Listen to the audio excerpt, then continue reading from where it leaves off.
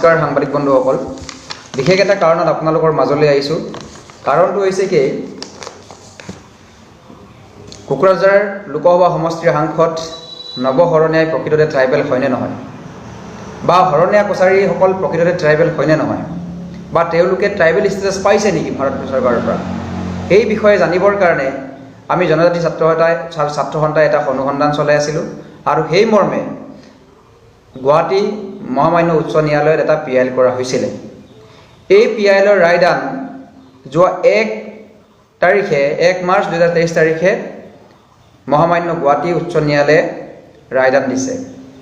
এই ৰায়দানত স্পষ্টকৈ উল্লেখ কৰা হৈছে যে শৰণীয়া কছাৰীসকল আজিলৈকে কেতিয়াও ট্ৰাইবেল ষ্টেটাছ পোৱা নাই বা তেওঁলোকে ট্ৰাইবেল নহয়।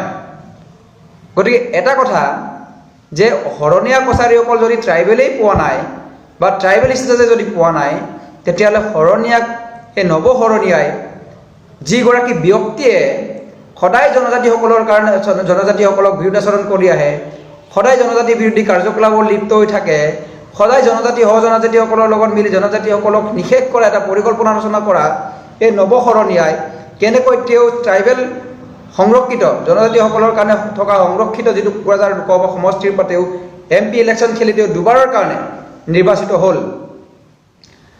ইয়াত তেওঁ ক'ৰ পৰা তেওঁ জনজাতি প্ৰমাণ পত্ৰ ভুৱাকৈ উলিয়ালে, সেই কথাত আমাক প্ৰথমতে লাগিব। এটা কথা ক'ব লাগিব যে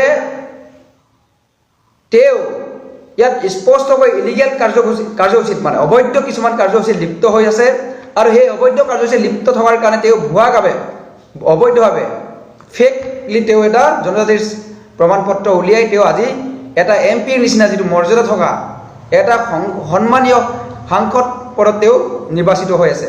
গতিকে মই আজি এই আপোনালোকৰ সংবাদ মাধ্যমৰ জৰিয়তে অসম চৰকাৰ তথা ভাৰত চৰকাৰলৈকে এটা আহ্বান জনাব বিচাৰিছোঁ, অতি সোনকালে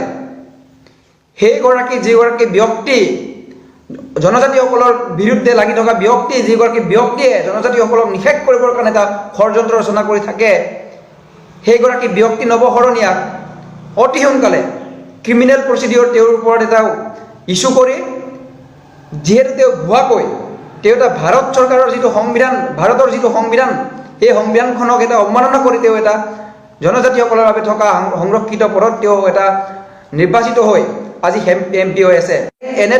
এনেকুৱা কিছুমান ব্যক্তি, যিগৰাকী ব্যক্তিয়ে অবৈধভাৱে জনজাতিৰ প্ৰমাণ পত্ৰ উলিয়াই তেওঁ এটা হোৱাক, গতিকে তেওঁ এটা সম্পূৰ্ণ এটা ক্ৰিমিনেল হয়।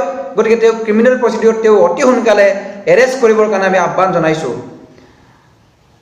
আৰু ইয়াৰে এটা কথা ক'ব লাগিব যে এতিয়া তেওঁ আচল কথাটো হ'ল কি, তেওঁ প্ৰকৃততে তেওঁ ট্ৰাইবেল চাৰ্টিফিকেট ক'ত পালে?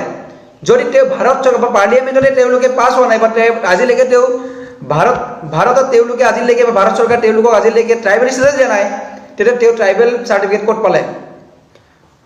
কোনে তেওঁক ট্ৰাইবেল চাৰ্টিফিকেট প্ৰদান কৰিলে, সেই বিষয়ে জানিব লাগিব। আৰু এই যিসকল মানুহে তেওঁক ট্ৰাইবেল চাৰ্টিফিকেট দিয়াত জড়িত হৈ আছে, সেইসকল মানুহকো অতি সোনকালে তদন্ত কৰি গ্ৰেপ্তাৰ কৰিবৰ কাৰণে দাবী জনাইছোঁ। হয় দাদা, কিন্তু অসমৰ ৰাজপথ কিন্তু কোকৰাঝাৰ অন্যান্য সমগ্ৰ আমাৰ জনজাতি অধ্যুষিত অঞ্চলসমূহৰ এটা অসমৰ ৰাজপথ বা অসমৰ জনজাতীয় অধ্যুষিত অঞ্চলসমূহৰ এটা উত্তপ্ত পৰিস্থিতিৰ সৃষ্টি হ'ব, এইটো স্পষ্ট আমি কৈ দিছোঁ।